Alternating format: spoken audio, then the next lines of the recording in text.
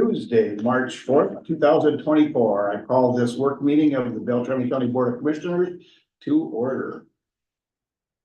Any new employees? We have two new employees. Awesome, Brad. Let's hear about it. Long overdue. Greg Larson replaced Bill Best when Bill retired. Bill retired in kind of early October. Greg came right after Thanksgiving. Haven't brought him here to introduce him yet, so we're bringing him today. Were you embarrassed to bring him in front of us? or- No, there's been several times I've talked about it, but in all honesty, I haven't had many things on the county board agenda. And my kid plays high school hockey and Tuesday nights I've been often traveling for hockey games, and so. I thought maybe he was so engrossed in his work he couldn't care. No, I was too busy to make it. That's a better answer, probably. Or you want to make sure he worked out, right? Yeah. We're a tough board. And Kaylin Bergstrom started yesterday. Oh, wow. So on the opposite end of that spectrum, Kaylin has replaced Zach Gutnick's position. Zach left in beginning of January. Okay, So all right, I'm welcome. excited for both of them. We hope you have a long and enjoyable career here. Thank you. Anybody else? And you're not new, are you? No, I don't think so. With that, let's say, anybody have any future work meeting topics that they want to discuss? Bring up for the future? They're not, that was it, just. We're all good there. All right, Bruce, you're up. Okay. I thought this would be a timely topic to just kind of inform the board. In the springtime is when we are normally going out for bid on our construction projects. And then we submit those bid results to the county board to award that contract to the low bidder. And you will see the engineer's estimate down there and then the actual bid that the contractor has. And sometimes we're way over, sometimes we're way under, and sometimes we're good. And it has led to questions in the past of, well, where are you gonna come up with that extra money? Or what are you gonna do with all the extra money that you have now after the bids are in low? But, so I kind of want to just run through the process of how we come up with our project funding all the way from the beginning of when we, suggest a project, put it in a 5-year plan, all the way to the end of final construction. I have a spreadsheet that I share, like kind of during the 5-year plan adoption. Again, that is a spreadsheet that I use all the time. I've got to constantly open up on my computer and I'm changing numbers on there. What I'm doing is I'm tracking all of the projects that we've got going on and all the different funding sources and the funds that are coming in. But you can start at the bottom of the spreadsheet. Those, again, you don't need to read the numbers. But in my spreadsheet, going down towards the bottom is all the years coming up in the 5-year plan. And so the numbers in green are the projected dollars. And so I'm using average per mile cost of overlay, average per mile cost of to reconstruct a mile of road, and coming up with a very, very general and broad cost estimate for those projects. Similar with the revenue side of it too. Just kind of looking what we've got and then projecting those dollars out into the future. And so every year in those 5-year plans, I've got those costs and those revenues, all of which are, again, a very general projected cost. Then as the board's adopted it, now we're doing the design and work on those projects. I'm refining those numbers as I go along. So our designers have designed that project. Now, instead of a cost per mile, we've got actual construction items, bid items or items that the contractor would bid on. And then we've got a dollar amount that we put to those that we are estimating that those would cost. So that's our engineer's estimate or our design cost estimate that we have on that project. So that's, again, kind of moving up the list in yellow. So that's our current year in 24. I've now put and updated those costs, the engineer's estimate costs in there. We use those, they go in with our plans to the state when we submit them for approval. They want to know how much the project's gonna cost. We've got them on the bid results when you see them. The contractor doesn't see them, but we don't have to give out our engineer's estimate on our projects, but in the spreadsheet, I'm updating that number as we get more refined in our project. The next step then is the actual bid results. We've gone out for bid, we've advertised, and we get the bid results from the different contractors. Again, these are itemized, you know, per cubic yard or per square yard or whatever it be. So it's got the exact quantities, their price. So now we've got their, you know, the contract bid amount. Again, that's what's shared with you. And you can see the comparison of where we were guessing to what is actual. And now that is, again, a big variable. We are going off of what we think the project would have been, but now the contractor actually sits and figures out, oh, I'm hauling 7 miles and back hauling this material or not. And so they are getting it down exactly what that project's gonna cost. And yeah, they gotta make some money on it. Some contractor might wanna make more money and someone might make less, but that is the bid results. Now, that's still not the final project cost. Going up the list there in the purple, those are our actual final contract costs. So some of our projects have a line item and there'll be a planned quantity. So whatever it takes for that contractor to do it, there's no adjustment in quantity.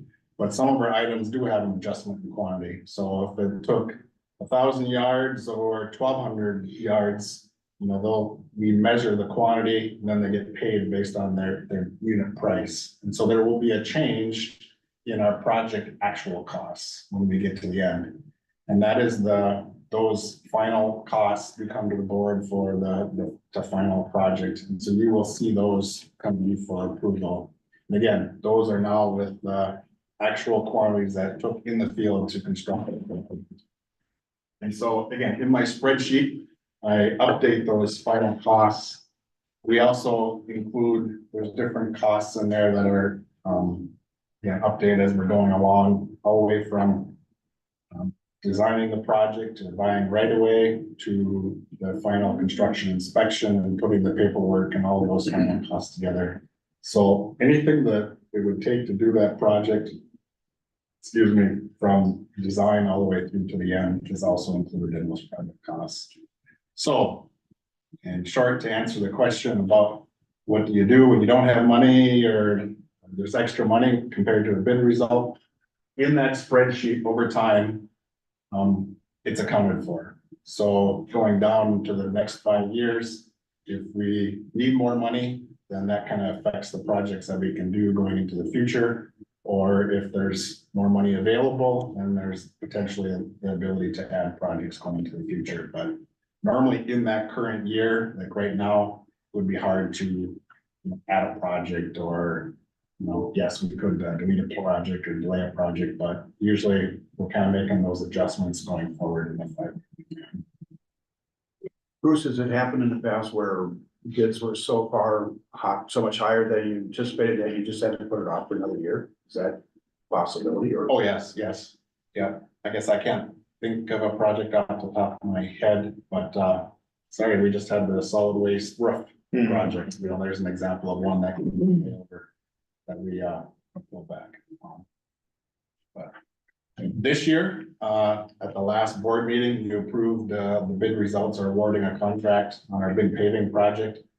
And that one was way under our estimate. It was like $2.2 million under our estimate. We were way higher than what it came in at, which is great. That being that much lower, again, gives us that flexibility going into the future.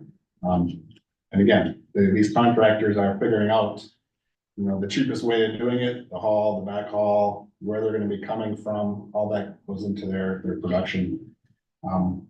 And that one there, a big part of it was the contractor. It's going to be a new contractor for us. Hawkinson's coming out of Grand Rapids area.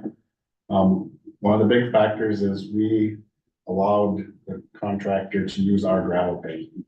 And so it's not a local contractor that has its own gravel source. We're not limited to that. By opening up our gravel pit, the contractor, this one, Hawkinson from Grand Rapids, or I mean, we had other contractors looking at utilizing that gravel pit also.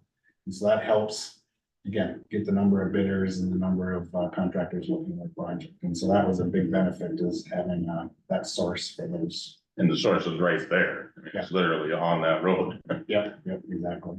And that could have been used by the other contractors that were bidding as well. Yep, it's open to all of them. And our local contractors, even with their own gravel sources, have utilized our pit on that other projects. Anybody have any other questions for Bruce? Did you have more, or is that? No, that was, Okay. Bruce, I got a question on I had a, couple different people call about the Hines Road. Your old passion, Tim, thanks.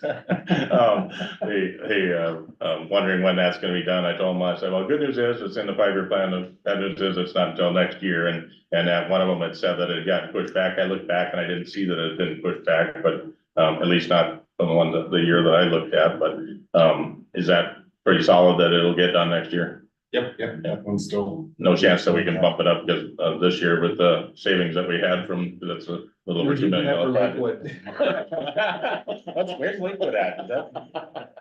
Oh, he's somewhere? No. We kind of got that one lumped with a bunch of other projects kind of in that area. That's why I would. Okay, Keep it right. keep it that way. All right. Just kind of wanted to confirm that while we had you here. Yeah, and we've started the preliminary design, but we don't have any plan sheets or anything. Okay. Jim? Thanks, Mr. Chair. 2 questions. One is, the Blacktop transfer site, I just seen that there were some new hours or change of hours. What's the reason? The previous hours or days, when it was closed was a Sunday and a Wednesday. And luckily, when we took over the solid waste program, we hired on the person that had been operating it previously, so they were used to those days off. Now, those are tough days off to get someone to work, not have a 2-day weekend off, not have to work a Saturday, and then being split on a Saturday and stuff like that. So we had opened it internally and didn't get anybody to take it, so then we got changing the hours to a Sunday, Monday, so you get 2 days off. And now we do have someone that can fill in those interested in it, but that kind of came down to trying to get better working, operating hours for our employees. And then part of the reason why it was split in the past was there used to be a hauler that would come in on Mondays. It's like down around here, you get the commercial haulers. We're closed to the public on Mondays, but it's open to the commercial haulers. We used to have a commercial hauler up there in Black Duck way back when, and then they no longer do, and so we really don't need to kind of have that Monday for them. Well, that makes sense. I imagine it's pretty difficult to take 2 separate days off. I personally wouldn't like that. And my second question is, in your plan here, I don't know if I noticed anything about like the chloride and things like that. I know up in the Fort Town area, we're using a lot of our pilt funds to apply, like the chloride to county roads. And we're kind of running out of money, up there to continue that. And I don't know if there's any way that the county can possibly help, or if there's what can we do to help the situation up there? Because like I said, it's kind of depleting, it's getting more expensive. Ray is trying the best that he can to, spread this out for, for all the folks that are up there. And I imagine, most of the roads up there are gravel, more than paved. So I mean, as you can see, it is a huge cost. A burden. Yeah, right now, the chloride cost of the dust control keeps rising. And I guess I bring that up every year in the budget process of keep adding some dollars to that line item. It is, again, the costs are going up. And so we're actually making cuts to the routes that we're putting it on versus adding more. And so we have, again, we're trying to cut the lower traveled ones first. And that's where the kind of Fort Town area is there towards the bottom end of the, amount of traffic on the gravel roads. No, it's frustrating because a lot of times, townships in my district are always on the bottom end of services and I feel that I'm not doing my job if I'm not advocating for, to help, increase the services up there. Like I mentioned, we're using a lot of the Concom funds to cover this program and, we're running out, and then what? We won't be able to fund any of the, other services that kind of depend on these funds, similar to the county development fund. I mean, okay, we ran out of money there and have to make a tough decision on prolonging, our ability to allocate funds. So I mean, I think, if this fund continues to do that, we'll be in that same situation up there. I just wanna remind, my colleagues here that they're taxpayers up there as well. They deserve, same type of services.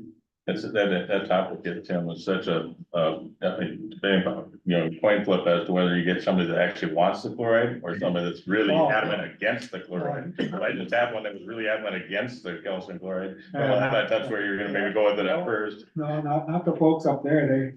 They do appreciate, appreciate that. Like I said, Ray, his list continues to grow year after year and it's difficult. We appreciate some county, supporting systems. Thank you, Bruce. Yeah, Joe. Bruce, just wondering if Roosevelt Road and Paul Bunyan Drive made it any closer to the 5-year. Right after Lakewood. Yeah, I second that for Lakewood. 10-year plan is fine. You only do half of Lakewood, right? The one, the north half is the township? Actually, I'm pretty sure the residents out of Lakewood are pretty appreciative of what they got this year. That was a nice patch, so it's good. Thank you. Anybody else? Okay, Brett? Thank you. We are here to give an annual update on SWCD activities. We tend not to toot our own horn very often and brag about some things, but there's a lot of cool things happening at the SWCD and kind of give you some of the highlights of some of those. If you don't know, Allie Bergstrom and Megan Fitzgerald are two in our office that have kind of picked up the slack, and since Zach left, they've been carrying the load and doing the majority of the work and the SWCD stuff and created a nice PowerPoint for us, and they're here to keep me on track and make sure I don't botch everything too bad. See if we can get this to work. Try the other one. Try what? The other area. I would stop.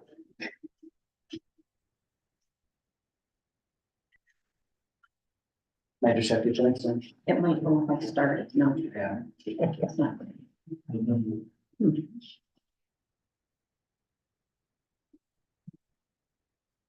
Anyways.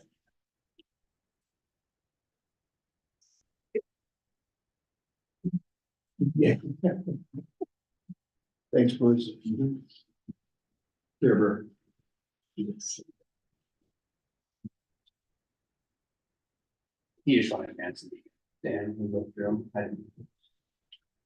It's not going to. That's why this would work.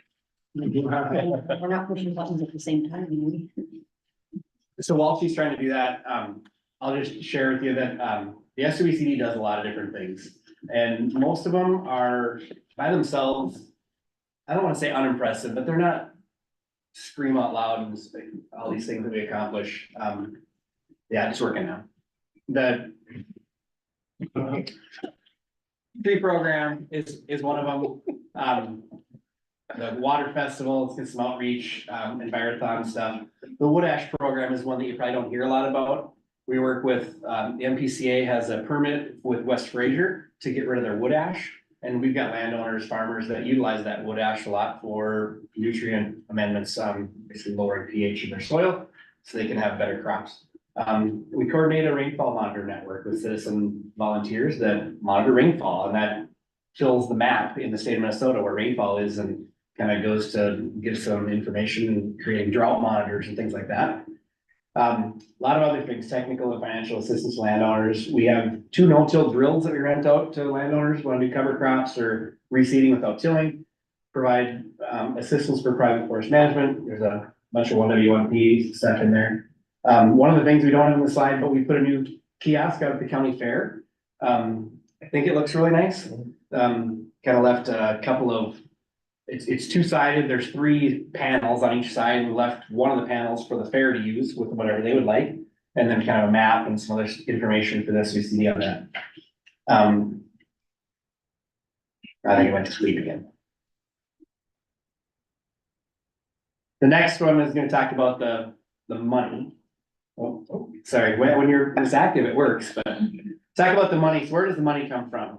The SWCD budget without grants is really that top orange line. That's the tree program. We buy about $26,000 in trees, and we get about that much revenue in. We try to break even on that program every year. The rest of that is all grants received. And so it's for next year, I just kind of did the math on 2024. I mean, it's about 1.2 million in grants that are available to be spent in 2024 right now. A couple of those will carry over, and some of that money will be spent next year. So it's not like it's coming up with an annual budget is really hard, because we have 3-year grants, and we get every other year. We're getting different grants, and they're coming and going, and it kind of depends on how much work you do on each grant every year. Big picture though, it's 1.2 million for this year. I just pulled last year's numbers on the staff dollars that we paid the county for. I don't know, all of you might not know this, but we have 2 staff positions in the county environmental services office that are paid for with SWCD dollars. And then some of my staff time, some of Megan's staff time, a little bit of Shannon's also can get reimbursed with different grants that we work on. And this year, that amount came up to $271,000 that we paid back to the county for those efforts. The rest of that, if you think about that budget, the rest of that almost $1 million would be pretty much all spent out on projects and financial assistance to landowners. Just a picture of the tree shack. If you don't know where the tree shack is, it's in the green buildings behind Target, the old county fairgrounds. There's a refrigeration unit there that keeps that portion of that building refrigerated and cold, so the trees stay dormant. About 250, 300 landowners buy trees from us every year. Last year we sold just over 18,000 trees, and then a bunch of plant plug kits and native seed packets. Water festivals, we do 2 water festivals, one in the spring, one in the fall. The spring one's at Gene Dillon Elementary just for Gene Dillon Elementary students. And the fall one is out at Concordia Language Villages. And we do that in cooperation with the Red Lake Band. We invite all the Red Lake, Panema, all the schools up there, and then North Kellier, Black Duck, and some of the charter schools in the Bemidji area. I think there was a homeschool group that was talking about coming. Kind of open that up to everybody else that would like to go. It's about 600 kids every year. Forest stewardship planning is a program that we do. Allie does most of this stuff. There's a few different places where the money comes from, but the whole program really revolves around providing financial assistance to landowners to have a forest stewardship plan developed for their forested acres.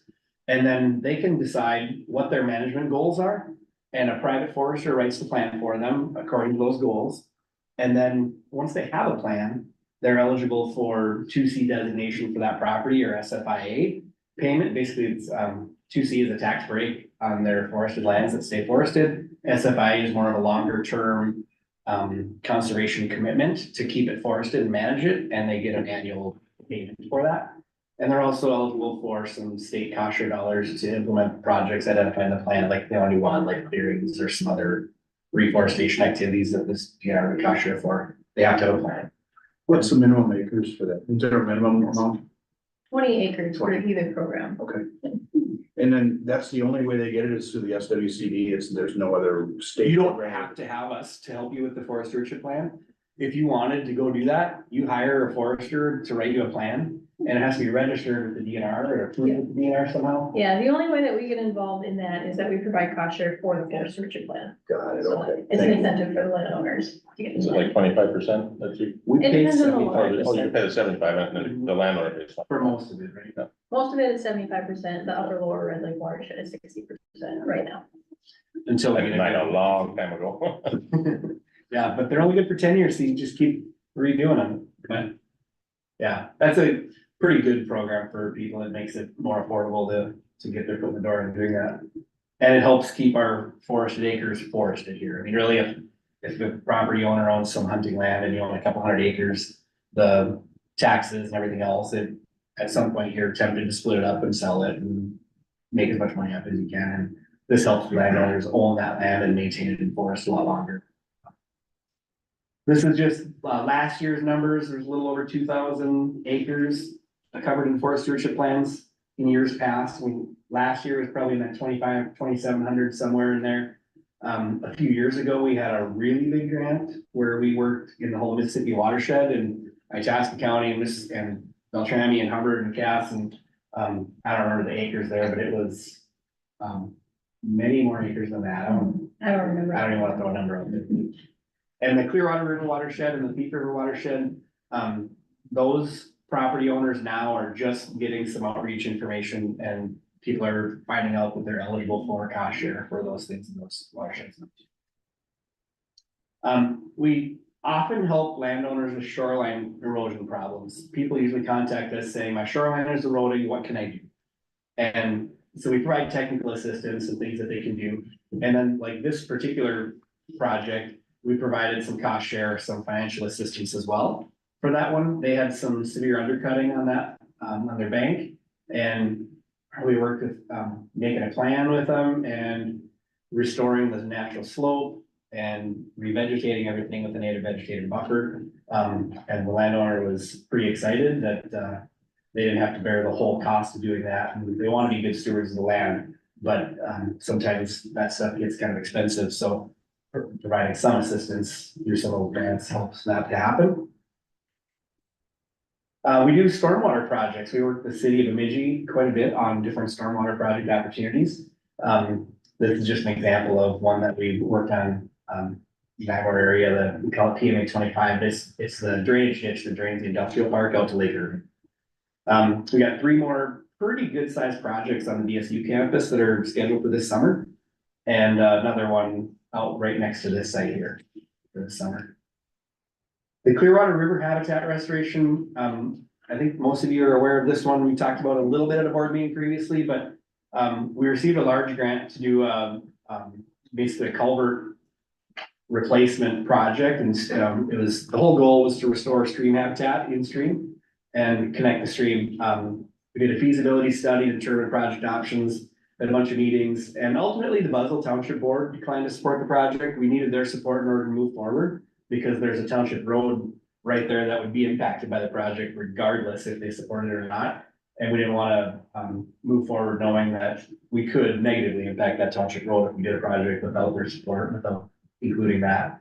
And so we shifted gears and the 2 good things that came out of that project is one, there's a lot of landowners out in that area that now kind of wish they would have had more time to digest that information and learn a little bit more about it before decisions had to be made. It was a pretty tight timeline. So if they ever decide that they want to move forward and do that, we'll at least have some really good numbers and engineering kind of completed so we can do that. We know how much money to apply for and look for. The other thing is, when we got that grant, we reached out to Enbridge and we asked them to cover the match that would be required for that grant, and they did. So we received $250,000 from Enbridge to cover the construction match. Well, when the project didn't go forward, Enbridge allowed us to reroute that money to some other stream restoration projects in the Beltrami area that were, within somewhat close proximity to the Line 3 corridor. So that's money we're using on several other projects. I'll talk about a couple of them coming up.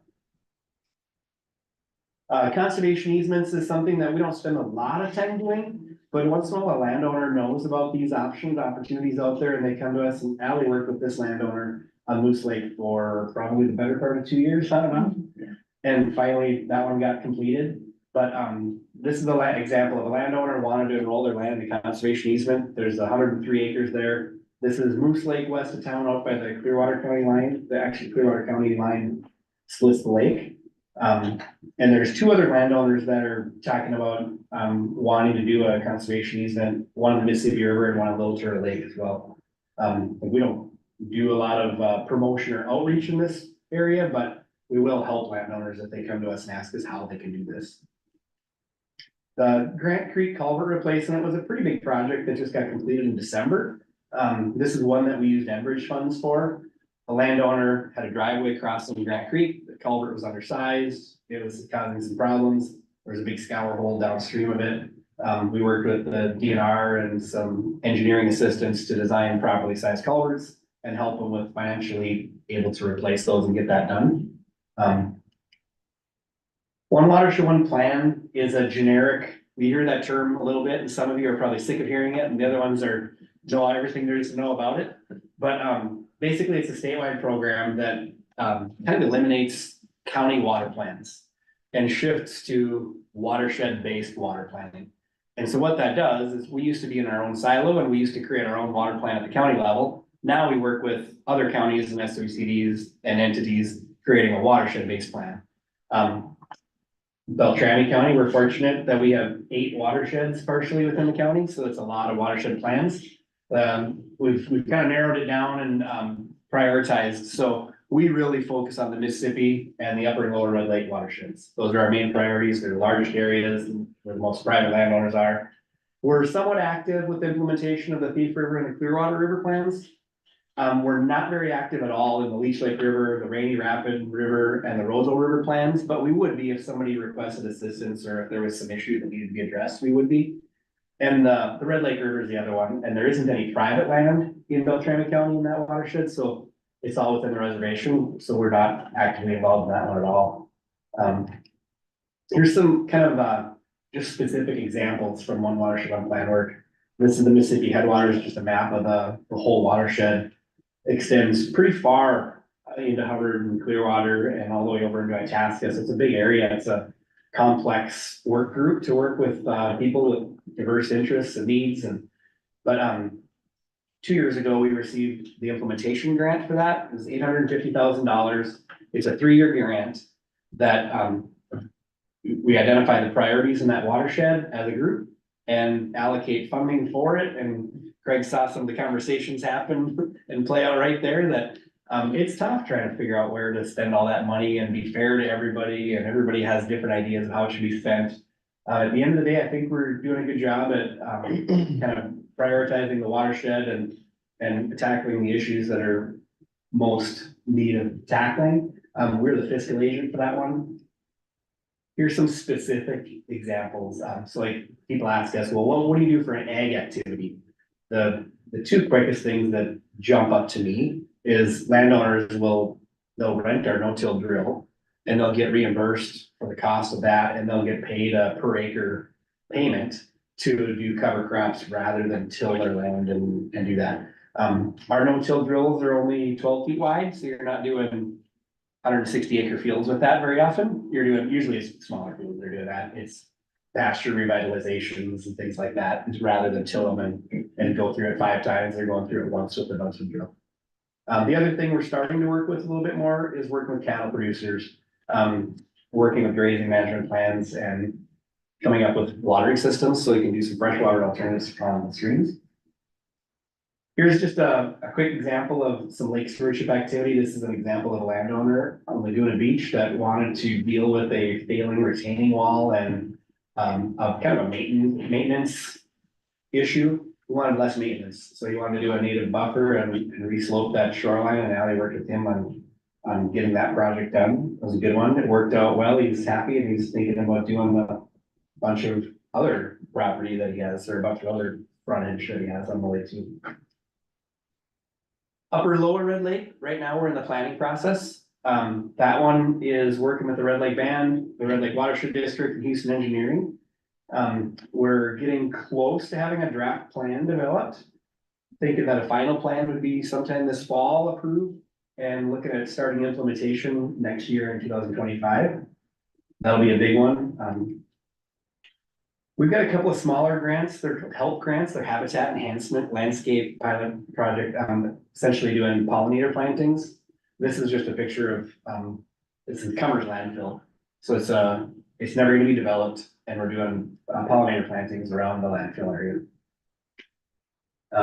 Here's a picture of Diamond Point Park. The city wanted to do a bunch of plantings with native vegetation in some areas that are highly visible. There's a bunch of examples. We're working with the city on public properties to do some pollinator plantings there. And the Keep It Clean program, we've heard a little bit about this. Basically, it started with volunteer and businesses on Upper Red Lake wanting to do something about garbage on the lake.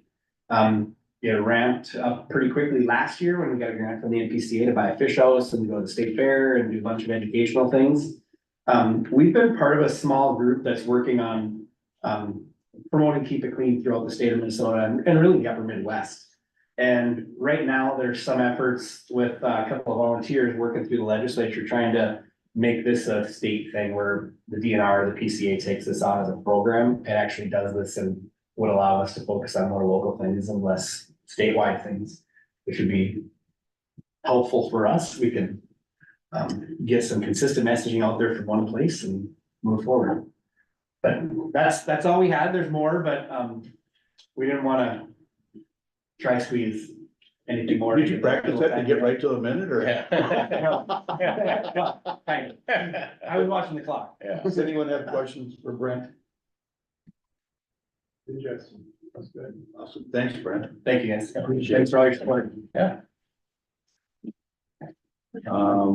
Was Jerry gonna be here? Jerry's here. Oh, perfect, okay. Right, we should find something Jerry in it. Yep. Thanks, Brent. Jerry? There, Brad. Okay. Bandy lines, just in case.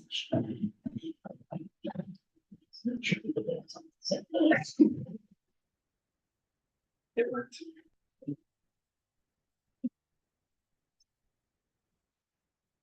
Welcome, Jerry. Hey. Good You're up. afternoon. You're up. Oh, you guys are almost on time here. That was great. Yeah. Miracles happen. Yeah, hey, I'm gonna give you guys. This is an informational packet of everything we do up in Oshkosh, Montana. I'm Jerry Loud, Executive Director of Oshkosh, Montana, and I oversee 20 different programs for the Red Lake Nation, and they all work together. We have an office here in Bemidji, and our largest program is TANF. So we became the 70th tribal TANF program in Minnesota back in 2014. And at that time, we transferred 550 families to the Red Lake office. And in 2017, we opened our Bemidji office and we transferred another 75. Today, we have almost 850 families that we're serving both in Red Lake and Bemidji area. And I know you guys, do you guys get a chance to read that white paper? In your packet? So you guys realize that Beltrami County, we've had the second highest poverty rate for over 25 years. And it's not like we haven't made attempts, to try things and to change that. One of the things that I really want to do is I'm going to be going down to the legislature. I have several proposals to make. I know they don't, this is a bonding year and they do policy stuff, even though it's a bonding year. And so one of the things that I'm going to shed a light on is the fact that we have been the second highest poverty rate. Do you guys know who number one is? Montgomery County? Yeah, perfect. And so if you look at that, the two commonalities there is the two largest tribal nations in Minnesota. And last night, when I was putting things together, I did a presentation to the HRTC today. Those guys are great. I like those guys. And so, but last night I was on YouTube because in my PowerPoint, because I could spend an hour, 2 hours on this with you guys, but I only got 10 minutes on pretty fast. But I YouTubed that on there because in one of my slide decks, I had a YouTube video that said that Bemidji was the second worst place to live in Minnesota. That's due to the crime rate. But yesterday, what I found was a video that said the top 10 most dangerous places to live in Minnesota. And guess what number 1 was? You got it, Bemidji. And when you look at that, you know, when you talk to the people in the metro area, you know, they come up here to relax, they come up here to play, and they do all that, and then they go home, right?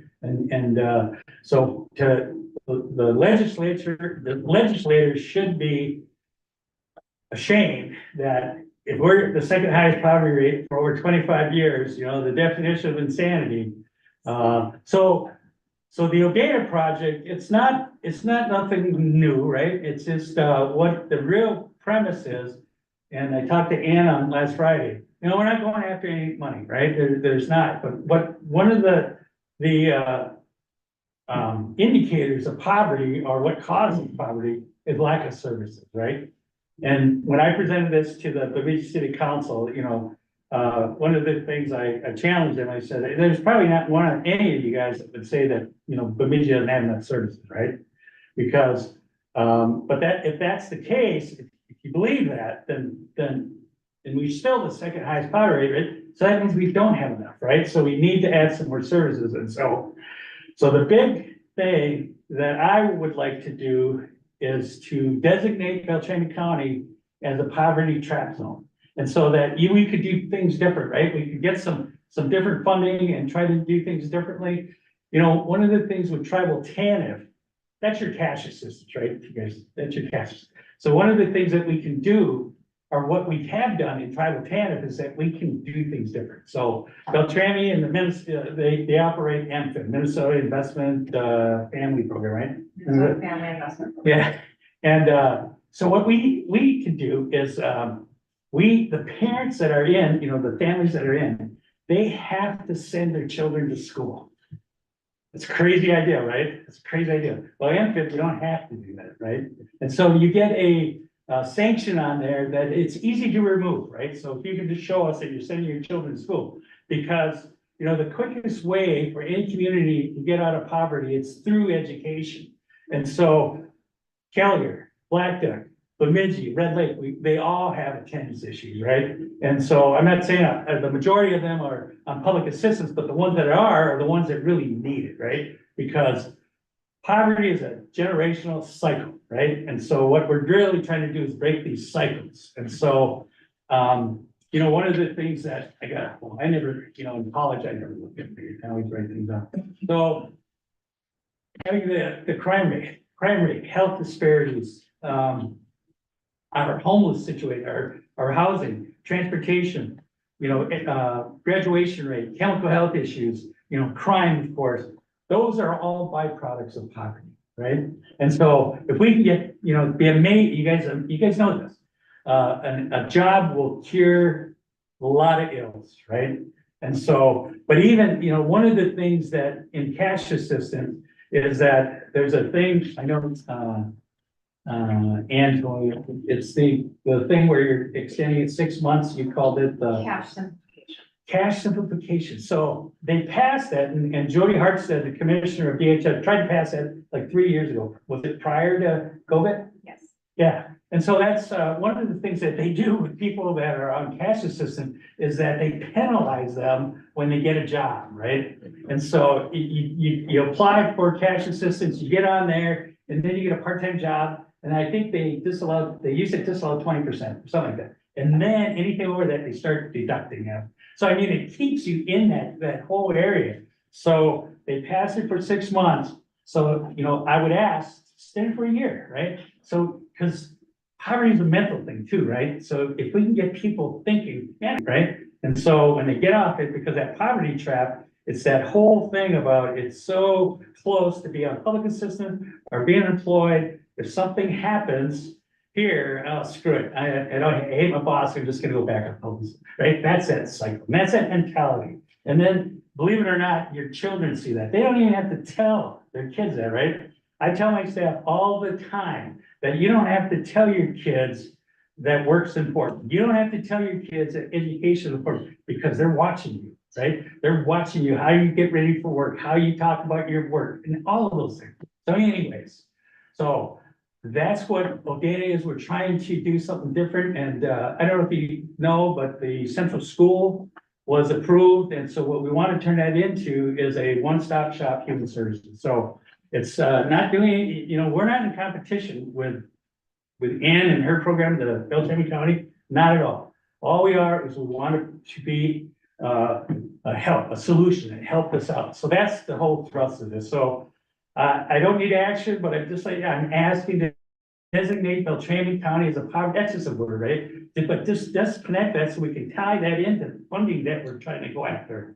So it should be, bring in funding for, poverty and economic development too, right? And so one of the things that we kind of changed the model of economic development is economic development through services, right? We can provide these services, which is gonna create jobs, right? And so that's kind of an innovative way to do this.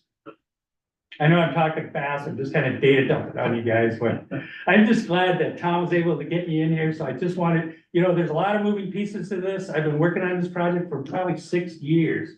And I didn't want to say anything until we got approval for the school, because that's gonna be a cool thing. I've got a whole presentation on that, on how we're gonna make that thing beautiful and stuff like that for the community. I was born and raised here, I'm a lumberjack, and I actually went to Central School, it's kind of cool, but I moved away for 15 years, 10 years in the Navy, and lived 5 years out, so this is home for me. And so it really hurts that, you know, this poverty rate, and you guys know that they got a bill through to make Minnesota the 13th sanctuary state. And so I'm not gonna hear, okay, it's fine and stuff, but one of the things, you know, that Chairman Dookie in Fond du Lac, he challenged Jody Harpstead at a MIAC meeting 2 weeks ago, and he told her about that. And he said, well, wait a minute, there's, in the metro area, we have so many Native Americans that are homeless. There's like 60,000 Native Americans that, and we got a homeless issue. We have all these things out here. And he said it too. So I don't care if we're gonna do that, but you're gonna forget, right? You're gonna reward, put money in different areas to help them, and that's what's happening. That's what happened in New York. And so we just need to be proactive, because you know, the new group of people, they're not gonna stay in the metro area. And so anyways, I just wanted to get that out there. Does anybody have any questions for Jerry? Mr. Chair, so Jerry, are there any other tribes or counties that are doing anything like this? Or No. similar? No, Okay, so we don't really have anything to go off of whether these type of things. Successful? Yeah, these type of. Yeah. projects are. no, so one of the things, BSU is all on board on this, because we need data, right? So we need the real true unemployment rate, right? Because right now that's skewed, because we got a whole group of people that are not even applying for jobs anymore, right? And so our homeless issues, our health disparities, our out-of-home placement, all of these things, BSU, we're gonna have markers, because I'm projecting a 15-year project. And so that every 5 years we can do a major group together, but we gotta have something to start with to see how we move that. And I guess a comment, Mr. Chair, is, you know,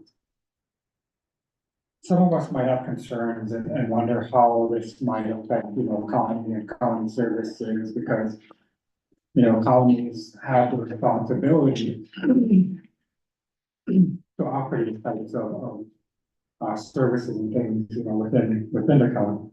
You know, and I appreciate, you know, the county and the tribes, you know, willingness to work together, you know, come to an understanding of how to work together. But I think maybe one thing that some of us might be afraid of is like, well, how might this affect services that the county, you know, offers, or does this affect any type of statutes or funding or things like that? So, I guess my hope is that maybe sometime down the road that we can maybe allow, you know, more than 5-10 minutes to really have a good conversation, because I mean, to only give 5-10 minutes, I mean, I appreciate, you know, the time, because I know we have time constraints, but I think there's so much information that could be discussed, you know, because, you know, what is the poverty trap zone? You know, and how could that help us maybe seek additional resources or things like that, you know, Jerry brings up a good point about, you know, immigration, you know, and we're talking about that at, you know, AMC board, so I mean, I think there's opportunity, you know, to allow more time to have a more in-depth conversation, so I'm hopeful that we can, you know, have this sometime in the future, and, you know, thanks for. Yeah, maybe next, can I get on the board for, next month? Are you guys? I thought, one of my thoughts was, Jerry, is that this is a great introduction, gives us a chance to start to digest. And I think then maybe set up, who the right people are to start discussing. And it's probably not in front of the board, it's probably Ann and Tom and I don't know who all else. And some of those things that where you're working kind of behind the scenes of how something can be put together. And then come back. I don't think that would be next meeting or maybe even, I don't know how long, but does that make sense? Yeah, I think so. I mean, we've talked a little bit with Jerry and he's got big ideas and dreams and we just want to get those kind of identified and down and see how that might be something that the county can partner with on, or if there are challenges that we need to work through, we have time and opportunity to do that as well. So I think that's a good approach. So the Jerry, session ends, I believe, May 21st. yeah, I think it's 21st or 22nd. Yeah, and so, I mean, I'm gonna be pushing, these policy changes, and some of the things, you know, that are, that requirement for attendance in school, right? And, there's a couple other things that we talked about that we could press DHS to change to help, you know, make things different for, or help the people that are in public assistance.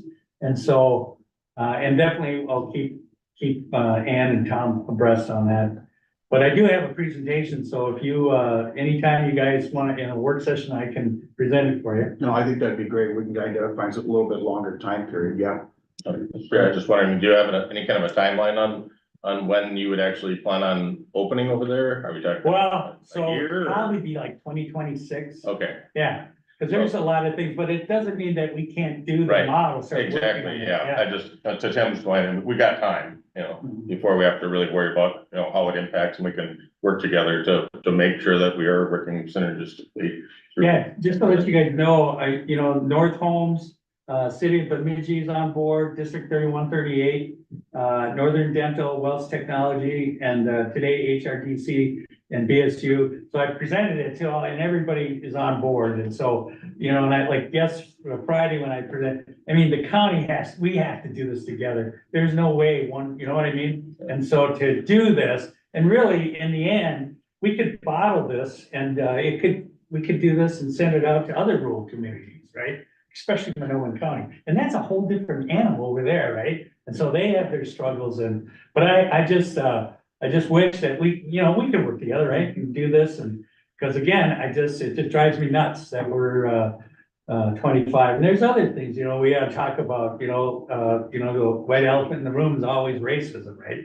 And so, you know, racism alive and well in Bemidji, Minnesota. And so, but to have that in the forefront and we know that we're working on it, you know, when we're all working together, I mean, you're working on that, right? And it's like, I always say that you can change all the colors you want in a building, but unless we start changing systems, you're gonna get the same results with different colors. So, I mean, I'm an advocate to stop talking about colors, let's start working together and get this done for the county, right? Exactly. Thanks, Jerry. All right. Thanks, Jerry. Yeah, no, thanks. Appreciate it. All right, be good. Ann, are you gonna hit up the housing trust fund? Yeah. Thanks again, Jerry. Yeah. Thanks, guys. Yep. So, good afternoon, Commissioner. Ann Linseth, Director of Health and Human Services. Here today to talk about the Housing Trust Fund and more specifically around the Board of Trustee makeup as with some questions, looking for board direction on the makeup of that Board of Trustees. And I think it would help to kind of review the process of how we got to where we are today. This has been a long process of the development of the Housing Trust Fund. Jeff Lind, our social service director, came in front of the county board in December of 2022, first discussing the idea of a housing trust fund. And he came to the board after there was notification that there was legislative funds to counties through the Department of Revenue, and that funding was focused on housing. And this was new funding. This had not occurred previous to this. And as far as anyone in Health and Human Services memory could serve, this was the only kind of funding around housing that counties have received really in anybody's memory. So because of that, there was really no system set up within the county for distribution of this kind of funding. So the funding in question is the local homeless prevention aid. That was the initial housing funding through the Department of Revenue, but that expires in 2028. And so we started our research into, okay, what are other counties doing around housing? Because oftentimes Minnesota Department of Housing funds other community agencies around housing resources. So what we found is that there are some counties in the state that have housing trust funds. One being Crow Wing County. They have had a housing trust fund since 2020 through their HRA, and that funding is through county levy dollars. That's how they fund their housing trust fund.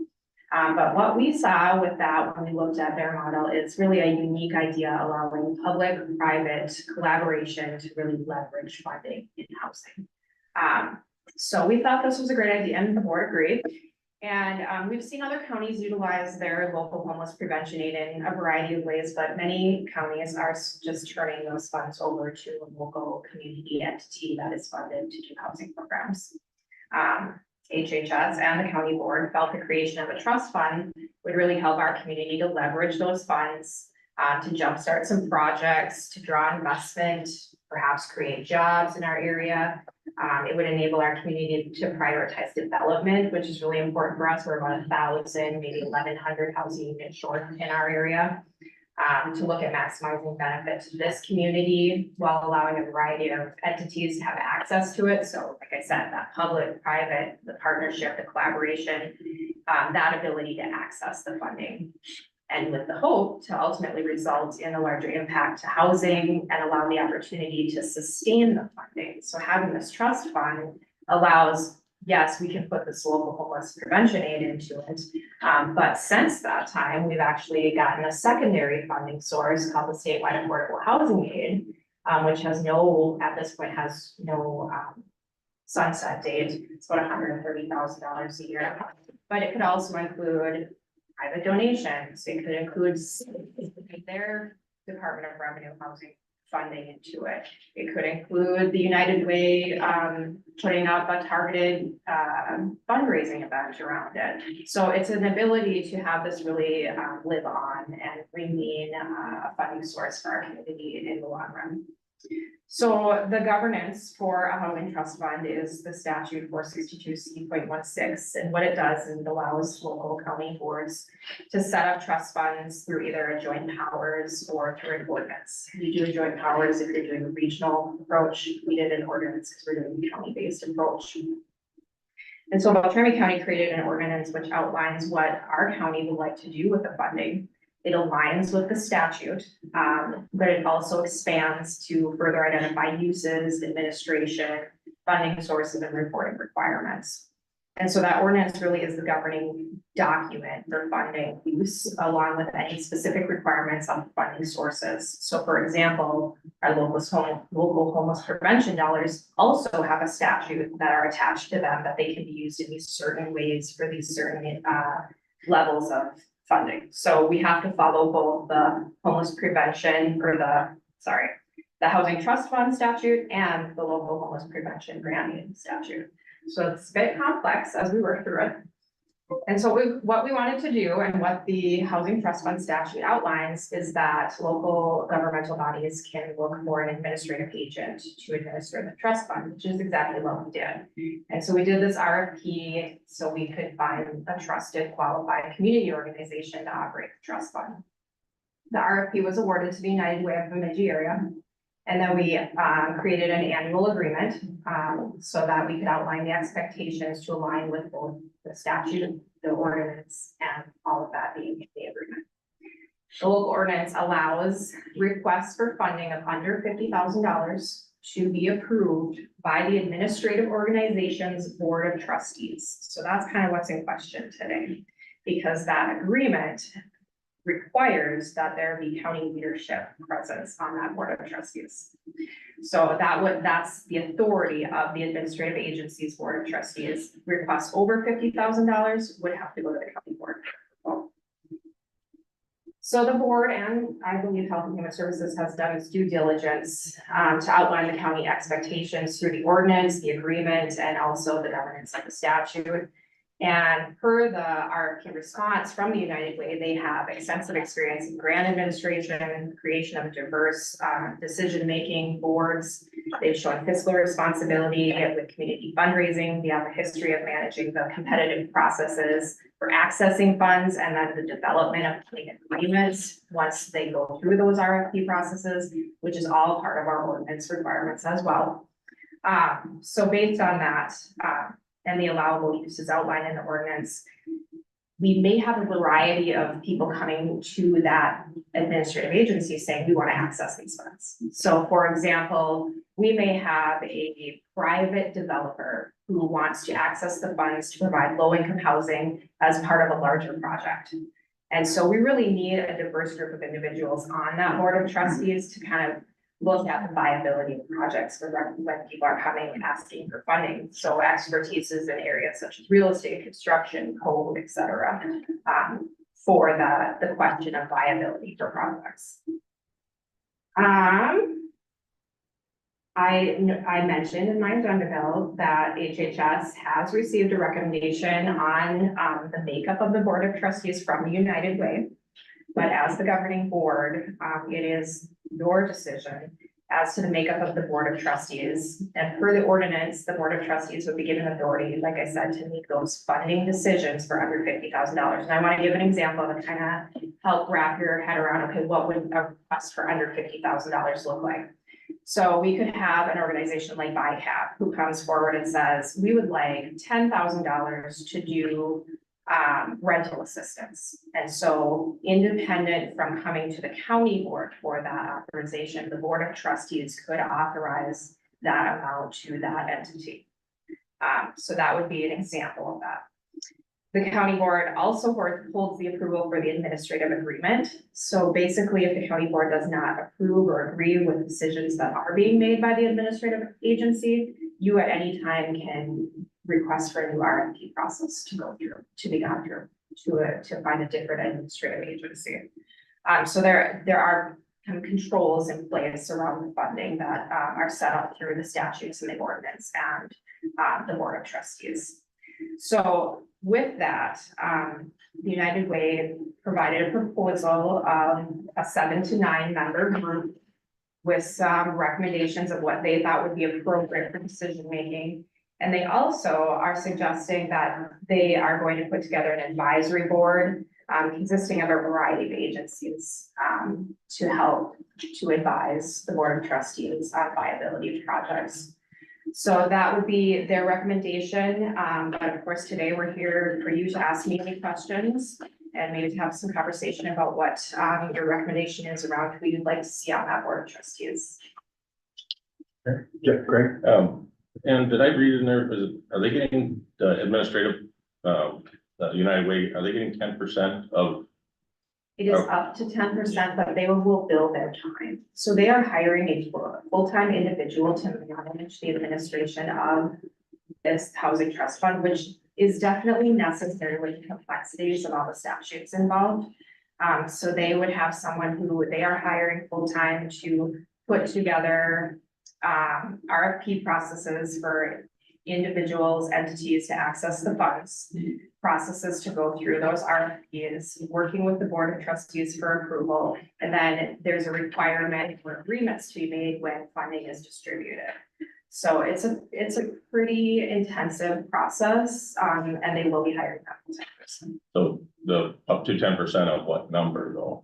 Of what is in anything that goes into the housing trust fund. So So that number could grow, if we get $2 million, then they could end up getting up to $200,000 next But year. they have to bill their time. Okay. So it's not just if there's $1 million in there, they get 100,000. It's you tell us how much your staffing costs are, how much time you're spending, so it's justifiable administrative costs.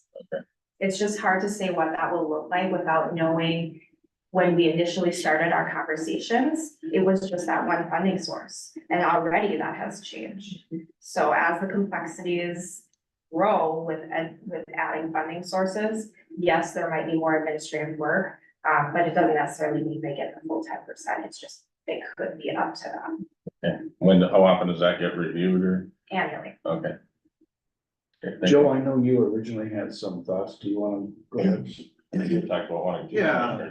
Well, Mr. Chair, I'm looking at the proposed trustee makeup here on, page 27 of our work packet, and I think it makes sense. I think this is okay. You know, the county would have, 3 representatives on here, and United Way would have 2. And then there would also be, professionals that work in the industry, that would basically work as, consultants that would be needed. A commercial or real estate banker, a construction project manager, commercial landowner / developer. Those are all needed perspectives. We're putting together, the relevant stakeholders to look at expanding housing in the county. And this is one of the main reasons why I ran for this office, was to, do whatever we can to get some development projects going. I think we need to have projects in every quadrant of the state, every township surrounding the city of Bemidji, and every quadrant of the county.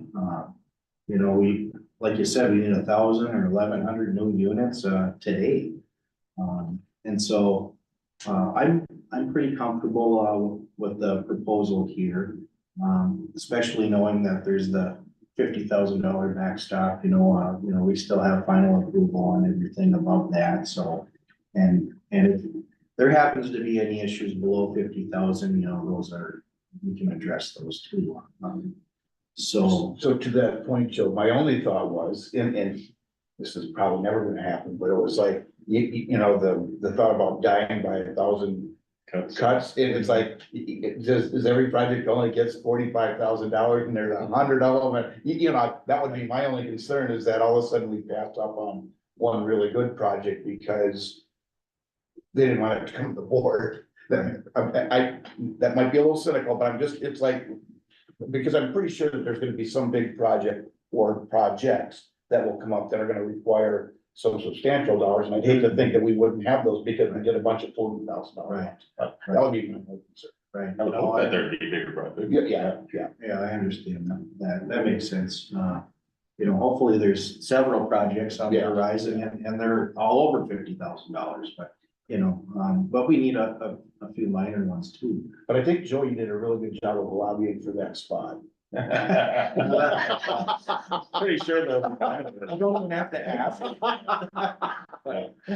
No, I know we can't make that decision here, but Yeah. we'll keep that in mind. And Mr. Chair, I think it looked like a well-balanced committee. Yeah.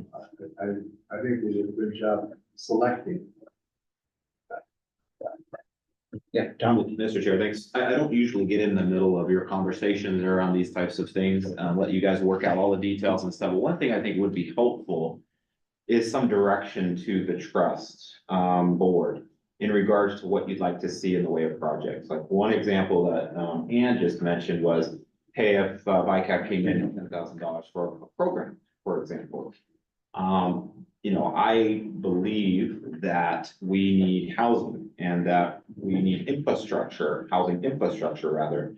And so putting funds into programs may not be what you want to consider. Instead, you want to see hard capital improvements as an example. I think whatever your decision on that, you'd want to give direction to this organization so that they don't necessarily die by 1,000 cuts with program funds less than, $50,000. And then we have no infrastructure at the end of all of this. It was contemplated that this fund would essentially help to leverage public-private partnerships to build infrastructure to help resolve the housing issues. So I just throw that out because I think you'd want to deliver that message or directive, maybe through Ann or through Joe, if he's your representative on the trustee committee. But I think that guidance would be extraordinarily helpful for the team. I appreciate you mentioning that, Tom, because I agree with that, and I think that, this money, I could see it possibly be used for gap funding, whereas, building lower cost housing, and the contractor can't do it for a price that would be able to be affordable for and then be able to use some of the money to possibly allow people to be able to afford to buy the house, something like that. Well, I wanted to piggyback on what, Tom was saying, in that I think that we have done a good job of explaining to the administrative agency already, how important development of housing is, and that is a priority of, our funding. We do have some complications with the statutes around the funding that's being used. We do have to utilize some of it for rental assistance and for housing case management. So there are some statutory requirements where we do have to take some of it and kind of carve out, but we really do want to focus on that development conversation. And I think we have some awesome opportunities with partner agencies that are looking at development, but do need some substantial funds to get that kicked off and started. So I'm definitely in alignment with this idea of we need the housing stock to be. Is it possible that once this commission's put together, that the trustee board or whatever, that you kind of come up with like with the opioids, you had sort of well, we need to do about this percent here and about that, but is that a Yes. desirable outcome of your initial meetings? It certainly could be a topic of conversation.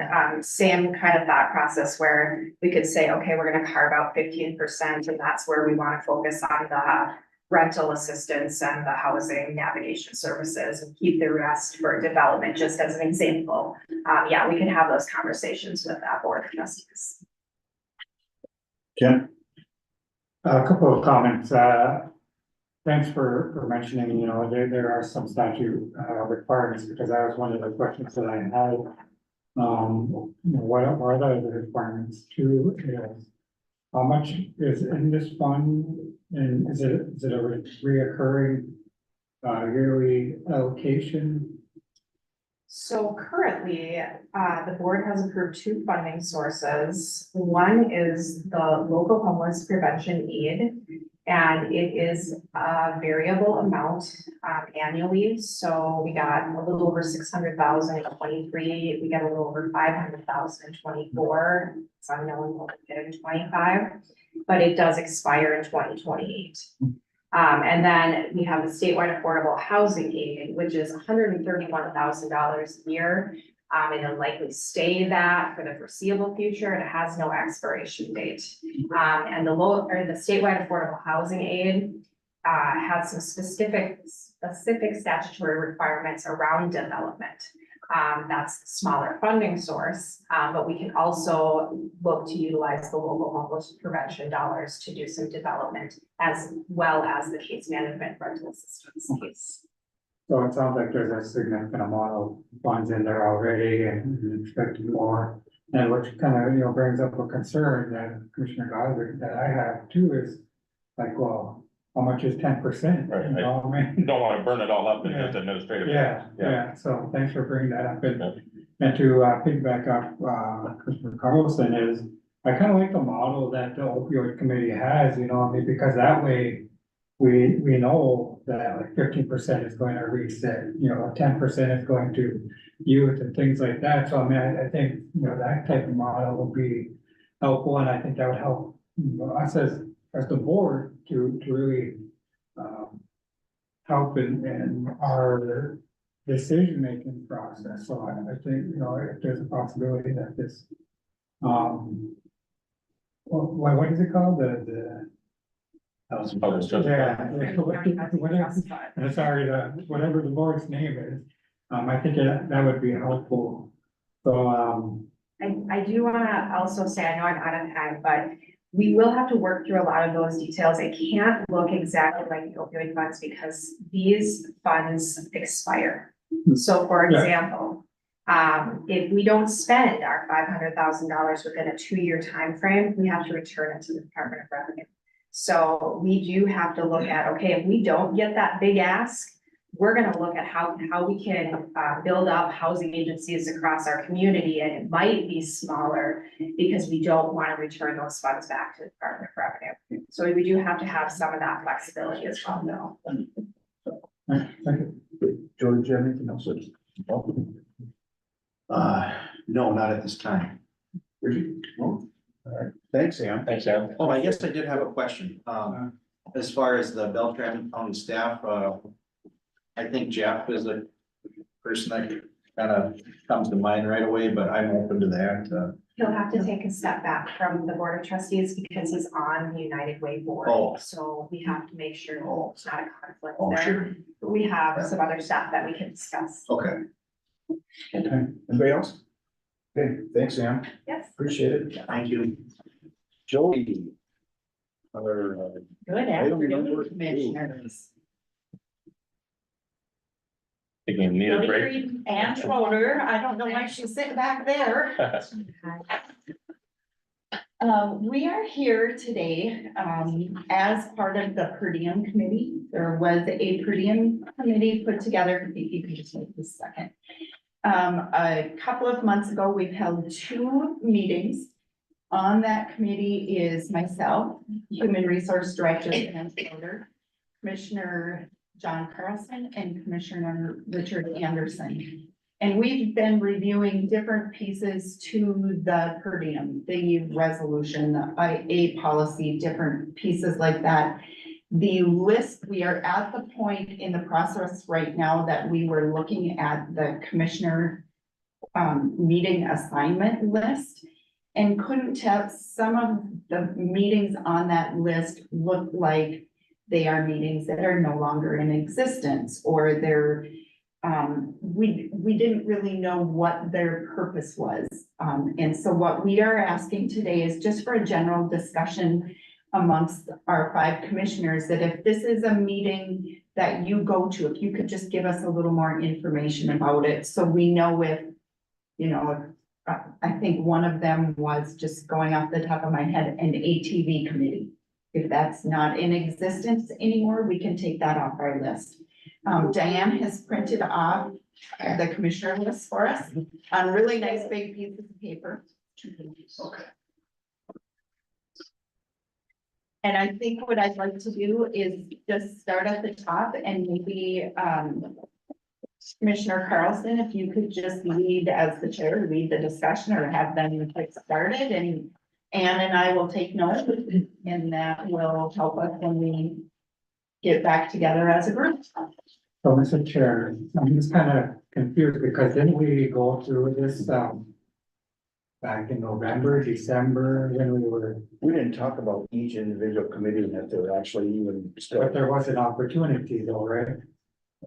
not really. We just kind of just glossed over it. I think it was kind of one of those end of the year.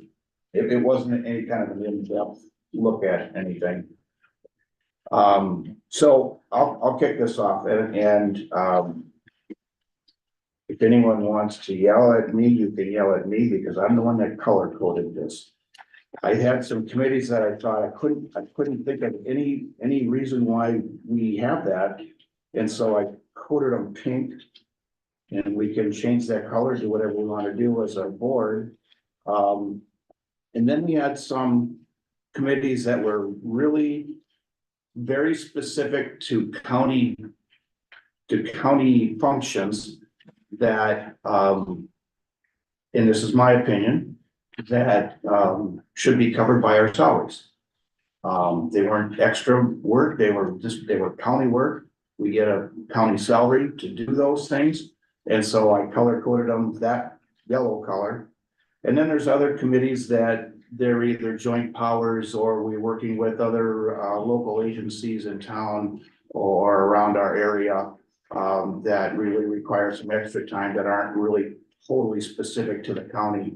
And then those would be ones that I would recommend that would be eligible for per diems, but we can talk about that as we go down the list, but with that in mind, we obviously have the Association of Minnesota Counties that folks have different roles in.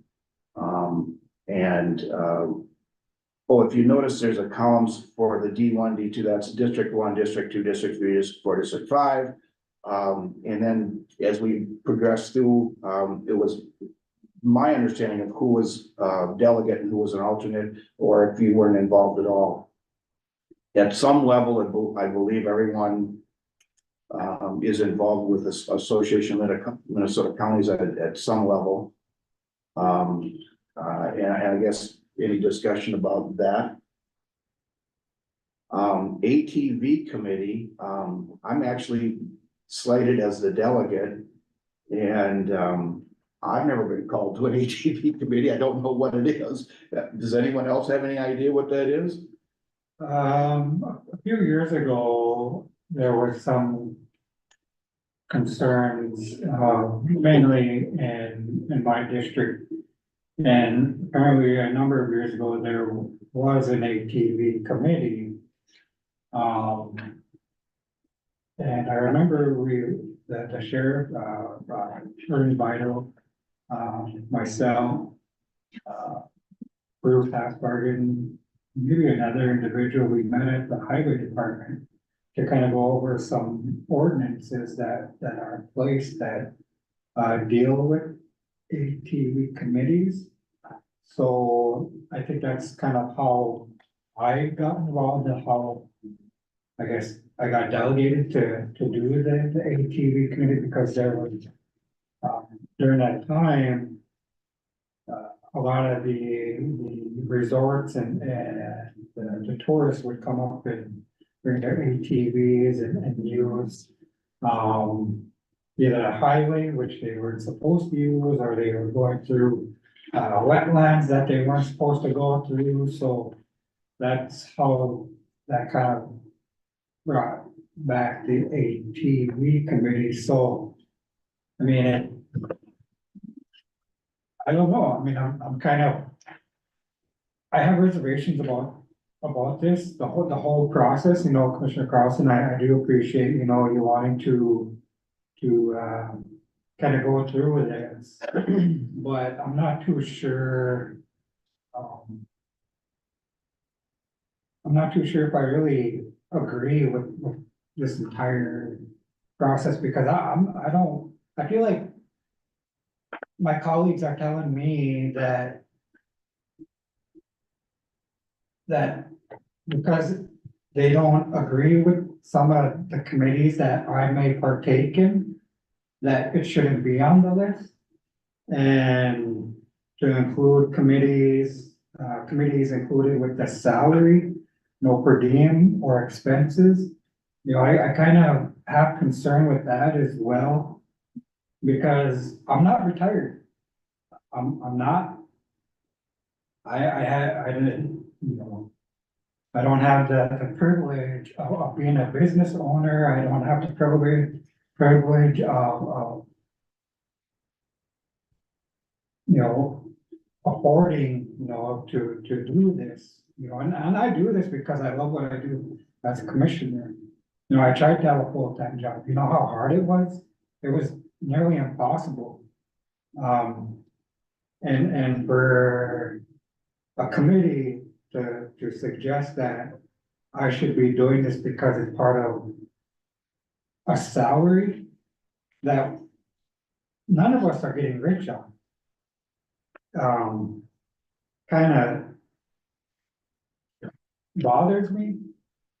Well, Tim, if this would help you at all, if you look down your list, your District 4, correct?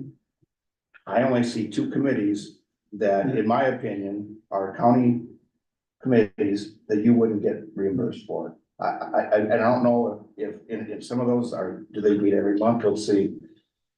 The Carrier Resource Center, that was prior. Well, this that was was Commissioner Fairbanks. right. So this is why we want to go through each of these committees and And determine. I don't know if they're needed. I mean. So. That's why I don't know if that's why we want to it's go through the right list. for me to say that they're not needed, because, once I'm done, we do have a representative from Carrier that may be interested in the Carrier Resource Center. Who am I to say that, it wasn't good for me, so let's just take it off? I don't know.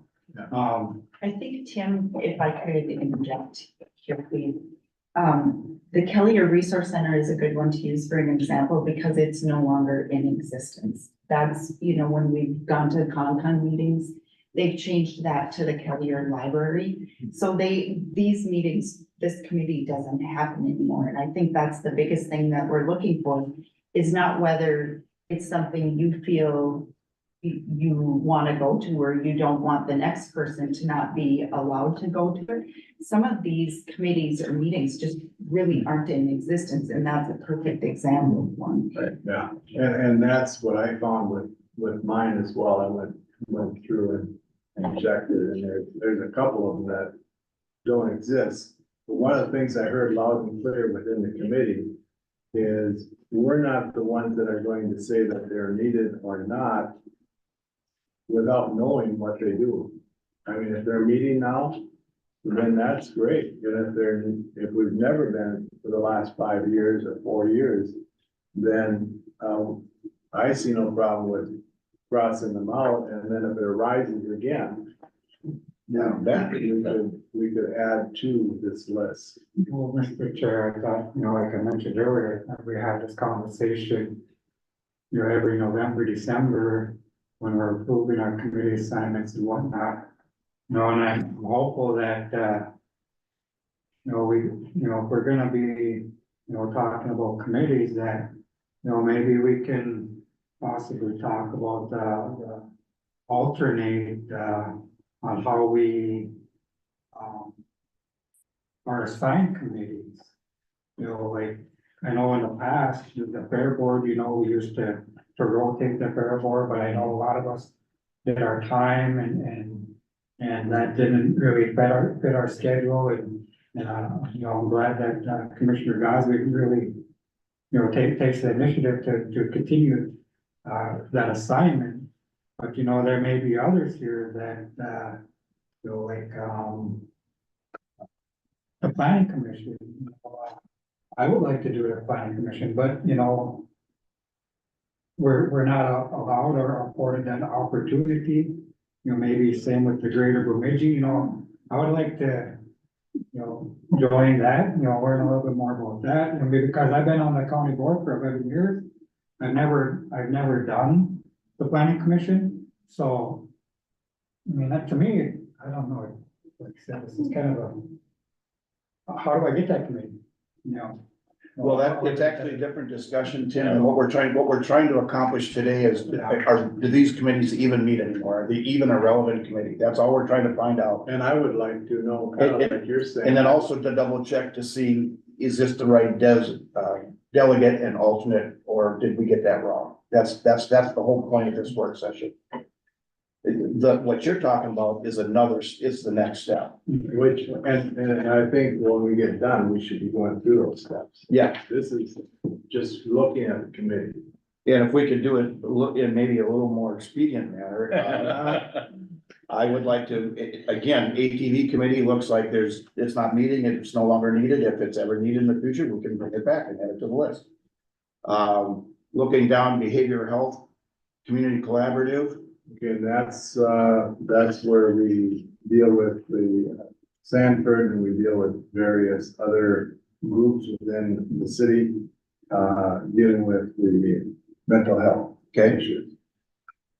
And then we have the Beto is one that has always been rotated, I guess, and we have a schedule for that. You skipped over Bass. Basque. Oh, Basque, yeah, Basque. Basque is dealing with, truancy for one thing, deals closely with Ann, in their department doing different activities. Okay, They don't do truancy anymore, but they do run my diversion program. Diversion, okay. And they do a lot of work with children's mental health, which is really necessary, and so, involvement is definitely appreciated. big time. Yeah, and that meets every other month on even months, is that correct? Yes. Okay, and then, I'm sorry, then the Beto, that twice a year, that rotates. I think I had one coming up in the fall for me, but, WD Day at the Capitol, just something that comes up, no one's really designated. I think that's, not really sure why. I don't know why. that's And on there. really, that could be off. I think that could be. Right, exactly.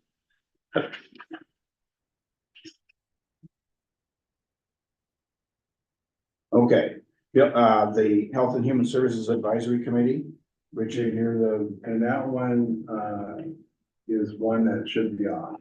Because it We was, don't meet anymore. was pertinent to this, not a. Okay. HRA. See, that's Joe. I think that's pretty self-explanatory. Everyone knows what that is. They meet regularly. Okay. Do we need to have an alternate in case you can't be there? I just didn't know, I didn't find anyone that was. There should be an designated. alternate. I don't know who it is. So that might be something we'll need to discuss, if there should be an alternate. I honestly don't know. Would you wanna be on that? Doesn't go with housing. Well, yeah, we can. That's later. So I think keep this list, and where you don't see an alternate, think about whether you'd like to be an alternate for that, and we can, when we go next. Airport Authority, that's, Craig and I are delegates on that one.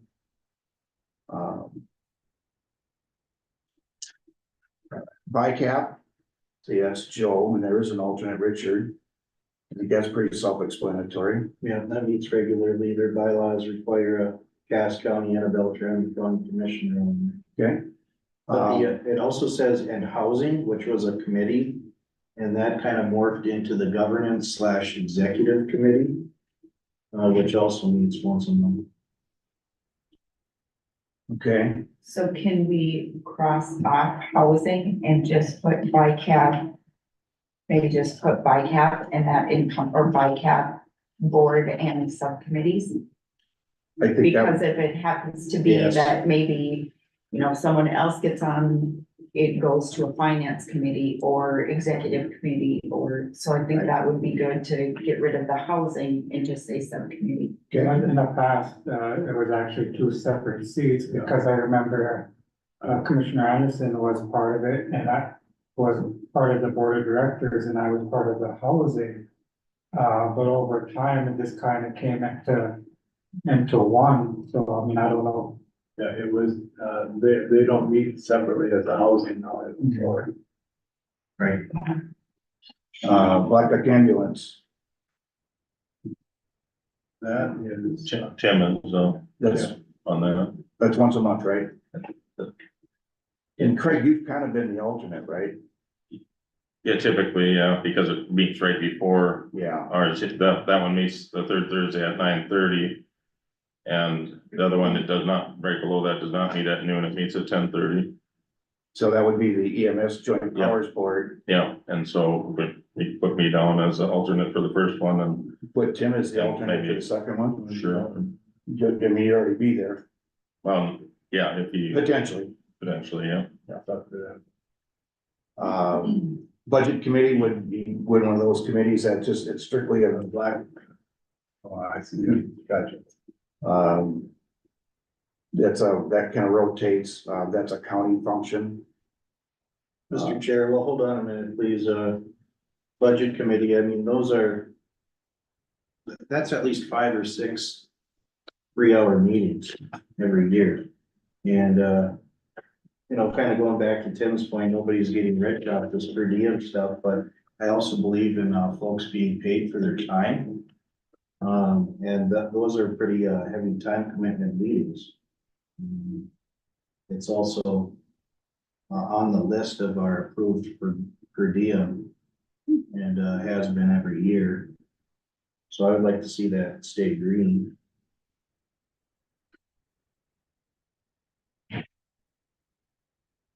Thoughts?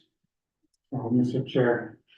You know, I think if we eliminate, these committees or per diems or expenses, that it's gonna discourage, people from even wanting to consider seeking public office.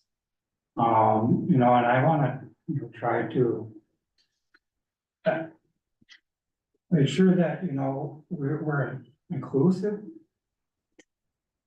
Going to ANC, going to these other meetings, functions, a lot of times, I run into, older gentlemen that are retired that can afford these types of things, and if we wanna encourage and motivate younger people to eventually take over for us, a lot of them don't want to, because they're gonna have to take, 4 8-hour, hours of leave to, attend meetings and things like that. So I mean, that's what kind of frustrates me about this whole thing is I want to eventually retire, but I want to make sure that, we're setting up, folks to encourage them to do this. And I don't know, taking away this opportunity really sets that. So, I mean, Well, I feel like. I understand, Tim, I understand what you're saying, but I also think that if you look at, if what you're saying is that you believe 2 work sessions and 2 board sessions a month and whatever prep time you spend doing that ahead of time is worth $35,000, then you have a really high opinion of your hourly wage. I'm sorry. It's not my fault that you don't have another job. No, it's not your fault, it's my fault, because I'm the one that chose Well, to do this. I'm sorry, Tim, but we ask our department heads every year to pinch their pennies. And I think it's incumbent upon us as commissioners to do the same. These are tax dollars. I don't care if it's, you can say it's only $50, it's only this, it's only that. Every penny's a taxpayer dollar that we have to be responsible for. Yeah, and we can look at, I think, one of the comments that, was made by Joe is that the more intense committee, if there's 2 or 3 of them, there's, as a group, we can vote on whether that should be or should not be done. Right, and that will be at a board meeting. Yeah. It won't be at this meeting. This is just a discussion of what's entailed. Right. Okay, But I did put down a heavy amount of time. okay. For the budget committee. For the budget. And my concern is that, the voters are our boss and the, attendance or not attendance of committee meetings. A commissioner can basically just say that I'm not gonna attend any committee meetings. And then what do we do? If they don't have, so there's 2 sides of the deal. If they don't have the incentive, so to speak, of getting, their expenses and so per diem for it, then I could see something like Joe might say, well, fine, I'm not gonna be on the budget committee, or I'm not gonna be on I'm only gonna be on the one, or I'm only gonna attend the ones that I actually get my per diem for, and then that puts the added burden on others to pick up that slack. And so that, Okay. it's a little bit of a give and take there. Well, then maybe we get paid too much for 2 meetings a month. Let's, Small to me. and let's keep. Yeah, let's keep on moving there. Cap Lake Fire, Yeah, that meets, and I went through all these ahead of time, so Cass Lake Fire, 4th Wednesday of each quarter, meets at 6:30 at the Cass Lake Fire Hall. And, I'm currently the chair of that board. You said, it is close. Yeah, it's quarterly, 6:30 to typically goes to 8:30 or so in the evening. Concon. Yeah, do you need an alternate for that one? I never have, but Okay. Well, people can look at this and say if you want to be an alternate or not as we move forward, but Concon, we've got Craig and Tim. No, I'm not too sure I've never been to Concon. how Craig is even Yeah, delegate, but. No. I mean, Should we just take that off? Concon has never been on my list even. It's not on my list currently, so I don't know how that must have been a mistake. Okay, let's cross it out. Are you the alternate then? No, it's not even on my list. Okay, Here's my list. okay. Great, let's keep on. County Emergency Operations Committee. Has anyone met on that committee? I wrote down that and I've never met on that in over 5 years of being on the board, so I think we can take that one Let's off. take it off. County Extension, Richard and I are on that. It's a meeting, what is that, every quarter? Right. And it's a light meeting one. It's not one that takes more than probably an hour. And it's coming in, so. so how is that determined? Who determines the committee assignment? That came up for the board as far as who wanted to be on that committee. Just like all the rest of them. So, for example, where do you guys meet? right here, this room, Okay. and it's an Well, I'm just extension. thinking, so if you two gentlemen say that it's not needed, but if there's, someday that somebody lives in Waskish. And they come, hour and a half to Bemidji to attend the extension. Oh, no, I didn't say it wasn't needed, I think it is needed. Okay. But what we're saying is that what we're saying is it's not eligible for per diem. Yeah, so I mean, But I'm just saying compared to budget committee. Yeah, I just think we're excluding. We have a number of private individuals that come to this meeting, they don't get paid. Okay, let's move on. County Public Defender Committee, That's another one that I'm on, but I believe we only met the one time, wasn't it, David, in the last 5 years? Right. So, But it is a committee that needs to exist, but it's very, very rare that. and it's not often enough to where I would be concerned about getting paid for going to it. so it can be on the list, it's just not one, okay. Criminal Justice Committee, is that the same thing? Yeah, that's been on my list and I've never met with that, so I don't know what Is that that- purpose is even. Is that something we need even, David? That's CGI. Criminal Justice Committee? I've never met with it, never heard of us meeting or having a meeting. That's the purpose for going through this, because if we don't know why they're on it, Yeah, then it either shouldn't be, or they can put it another time. I wonder that there's a committee that my office attends, I think it's bi-monthly or I think it's monthly, I think it's every other month, called CJI, Criminal Justice Initiative. Which, like has a similar name. And maybe that's just a department, Yeah. committee rather than. if it doesn't need to have a commissioner on it, we could scratch it. This one says as needed, I mean, I've never heard of it. I think we scratch it, Okay. we don't need to. Ditch committees? We need those all the time. Really. Yeah. Yeah. Those, well, Mr. Chair, I'm really concerned about, the whole process, because I mean. It was yourself and Commissioner Anderson that met, with this committee and determined, what is needed, what is. No, we're going through it right now. But I'm just saying, there's two of you guys of the five already that have a predetermined decision that. No, Richard didn't, no, I explained that up front. I was the one that color coded. Richard had nothing to do with that. I just color coded that arbitrarily. Yeah, newspapers. It appears, that there, that there are two commissioners that took it upon you. we need to get going or we're not gonna get on here. I get it, but, So what's with the ditch committee? That does meet all the time?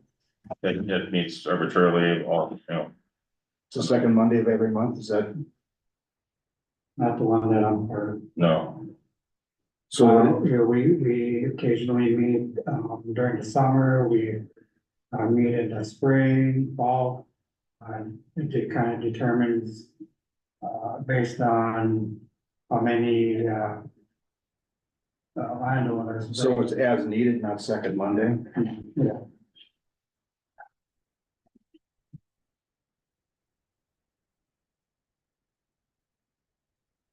DWI specialty courts, I looked at David and that one again, we just. I've never met that. No, we just did meet. And that was once a year at the most. It is, yeah, and again, it doesn't need three of you. Yeah. Well, and it can't have three of us, and No. no, I don't, but on that list, it had, Yeah, if it's you on went down mine, that list, it showed, it's on mine, yours and Richard's. Yeah. Yeah, so, And I- there.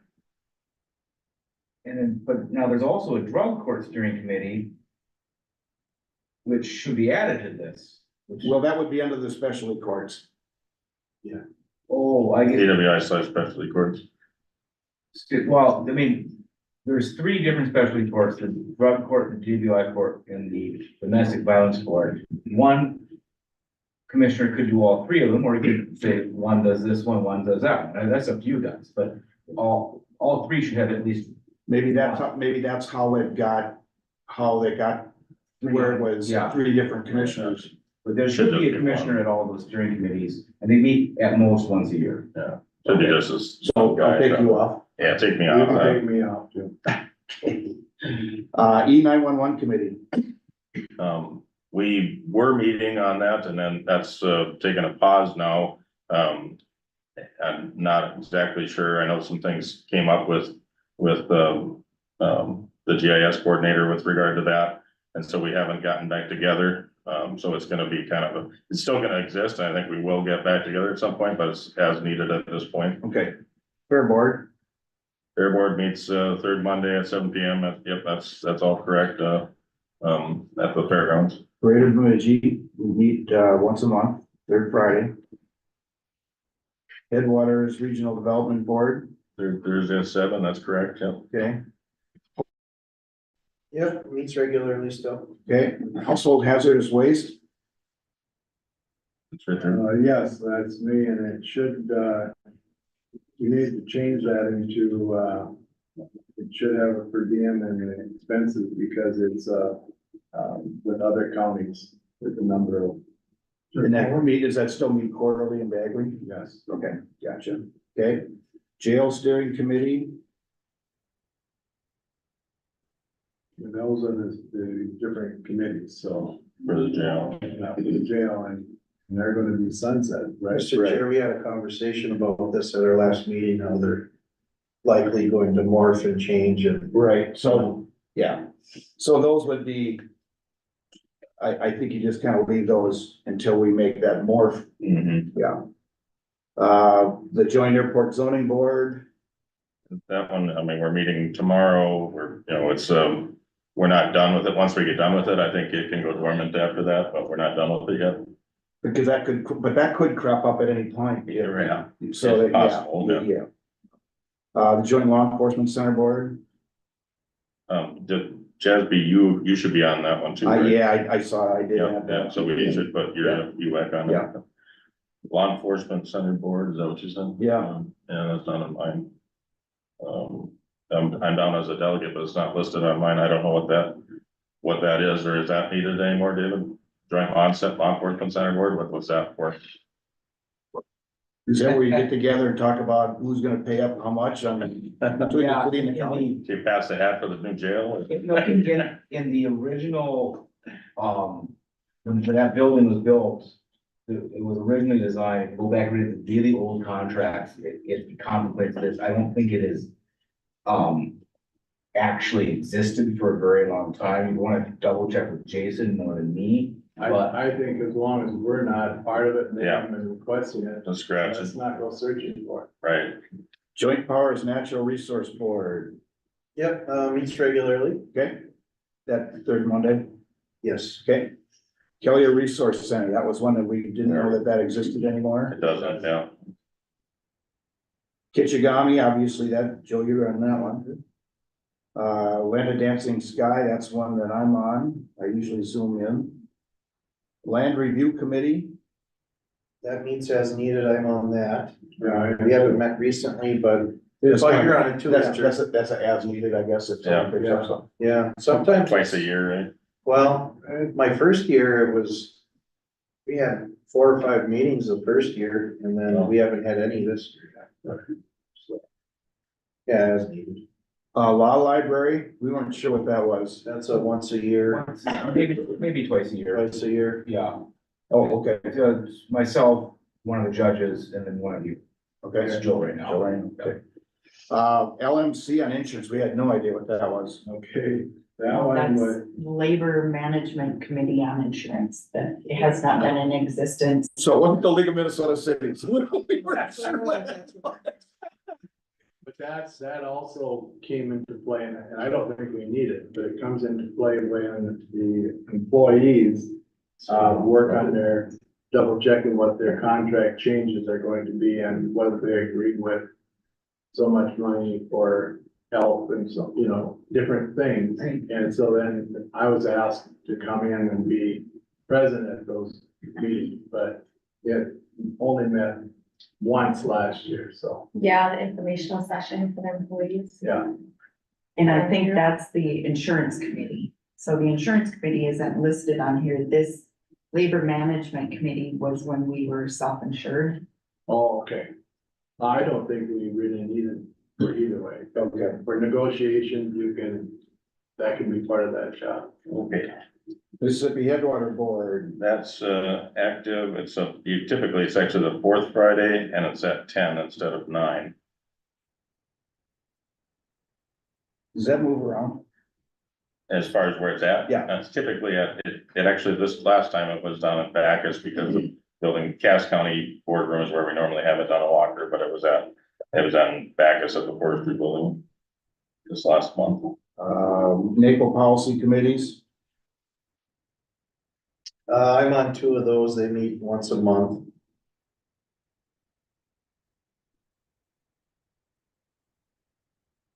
Tim, I think you're on one of those two, aren't you? Yeah, I'm on the, NACO, Well, you're on the NACO board. yeah, I'm on the NACO board and then the finance and pensions committee. negotiations, mediation. I don't know what That's that, Richard. That's where I went. County administrator, HR person, and then. okay, that's it, okay. And that's intense, and Okay. Kind of like budget committee, when it happens, it happens. so it's. Newsletter committee, we just meet once a quarter. Northern This is, Lights, District 3 and District 5. For the newsletter, yeah. yeah, Richard might go, and then I think, Chris is there, Muller and Tom and Diana. Oh, okay. There's Yeah. sometimes not a. No, okay. Northern Lights Library Board, I'm on that. That meets quarterly still. okay? Are we still active in that? Well, Lynn was the person on the council. Lynn Eaton was the person last year. I'm the person this year. We got a meeting coming up this month and then again in June. So I'll be going to those this next year. Okay. Northwest Juvenile. That's like, odd months, huh? That's every other month? Yep. Northwest Regional Radio Board. And that's mine, and yeah, it's quarterly on the, let's see, was it the second Wednesday every other month? That's actually not quarterly, it's every other month. Can you And talk about that a little bit, what they do, et cetera? it's mainly for law enforcement and the radio communications. They have, you know, expert in there that we contract with to, you know, update radios, update consoles, all to do with dispatching and you know, all these stuff with regard to the, you know, basically all the communications for law enforcement. And that's the second Wednesday of every other month, from 10 to noon. Typically, Deep River Falls State Highway Department, or else via Zoom. Noxious Weed Committee. But you know what the heck? Yeah, it was a group that got together because there was, I believe the townships kind of started that, because they were getting frustrated that the county was kind of indicating that they had to spray their weeds, and yet the county dishes were worse than what the townships were and individuals, so. I know they haven't met because I'm supposed to be the delegate. And I've never- And I don't see that as something that. No. It's one of those things that arises, we deal with it, and there is, Dick is in charge of actually, Dick Moore. Okay. So. If you need someone you can tell. One watershed, one plan. I think that's still going on. There's still have some meetings on that. Well, there's a couple of different ones that, you know, Tim is on 2 of them, I think now, and I'm on the Headwater, so it's really, you know, they've got Headwaters in parentheses there, but it's really, you Well, know. I think it'll be phasing out here in a few years, right? But for now. But for now, It'll be as needed, basically. I think we'll meet once or twice a year, even going forward, just because, but, to approve the budgets and stuff like that, but otherwise, yeah, it's gonna be less and less. opioid settlement, your meetings that monthly. Transit Joint Powers Board. I've never heard about a meeting and I'm supposed to be a delegate. I don't know anything about it. Well, yeah, Maybe when I I'm- first started, Jim and I both attended, that's why you and I are the delegates, and then Jim said, well, it's not really any need for both of us to be there, and it's only a couple times a year, I think. And So maybe I'm just an alternate. So, oh, no, you be the delegate, I'll be the alternate. And basically the reason that there were two county commissioners is because there was two city. Because it's a joint powers thing. The city has two and we were supposed to have two. And, So, and but so, it's very minimal. Yeah. assignment. Well, so then maybe you should, we maybe, maybe should actually both go to the Okay. next one or whatever. if you ever hear about it, let me know. 'Cause I've Well, never been I'll just get informed. ahold of Leslie, I know her and that's so. Personnel committee. Richard, Personnel, I don't think we need personnel committee now, do we? It's one of those that you need it, but hopefully you never actually need it. So, Yeah. just as needed. oh, so you just as needed, okay, Yeah. all right. Planning commission. Craig, you Yeah, have that? that's correct, it's the fourth Monday of the month, Okay. at 7 or 5:30 PM. Polk County incinerator. Yeah, I'm on that one. Spoken Hub. That's a joint powers thing with the other 4 counties or whatever, and meets in Boston. Yeah, it varies, but roughly 9:30 to 1. Okay, do you think that the solid waste, which is coming up, do you think that should also be, the same color, or do you think that it's giving? Because you're bringing the information from Boston and then we agree that we're gonna go ahead with this or not, Yeah, I mean, I'm flexible on how we handle stuff, I mean, I think you could go either way with it probably, but, yeah, Prime Health and Prime West, yes. we just go yeah, That one's self-explanatory. solid waste, obviously, you guys Richard and are. I, yeah, and we've been meeting at 10 instead of 9 because it interfered with chat about. Shack, That is. Jim, and are you on Shack also? Joe, you're an An alternate, right? alternate, yeah. Yeah, I'm an alternate. I haven't been to a meeting. How often do they meet, Tim? Quarterly, Okay, right? And I think there was discussion by the board that the alternate was actually gonna be the public health Yeah, director. There was some discussion about that that's- in our session. When we had assigned positions. Okay. We did have. Okay. Got it, be the alternate. Alternate. state human service. Oh, go ahead, sir. Amy, the shack, do they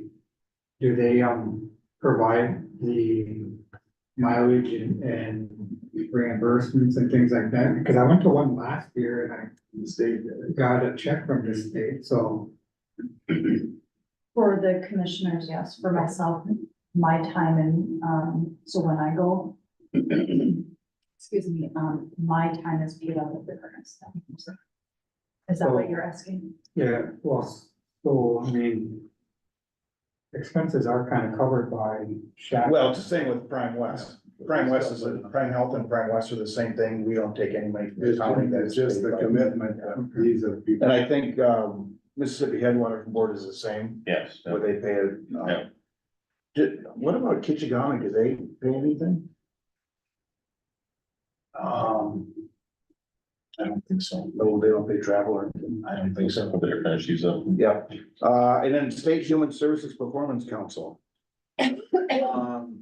I have not heard a thing from them since joining the board here. Why don't we delete that from now on? If we have to bring it back, we can bring it back. Yeah. And then the Veterans Home Task Force, we can delete that because that's all. Yeah. All right, I would recommend, or I would, say that we'll move the administrator's update to the mission meeting and add that to the agenda as, item 10A. Any other changes to the agenda coming up at 5 o'clock?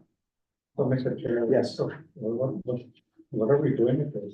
We're just gonna go back, committee's gonna go back and take all the thoughts that everybody's had, and we'll come back with a new list, and then at that time, we'll just start discussing policies around, what we wanna do about policies with that, but this was just at least a brush through on that.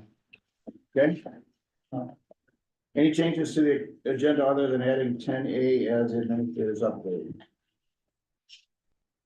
All right, then we are adjourned until 5 o'clock. You have 2 minutes. No, you have 1 minute.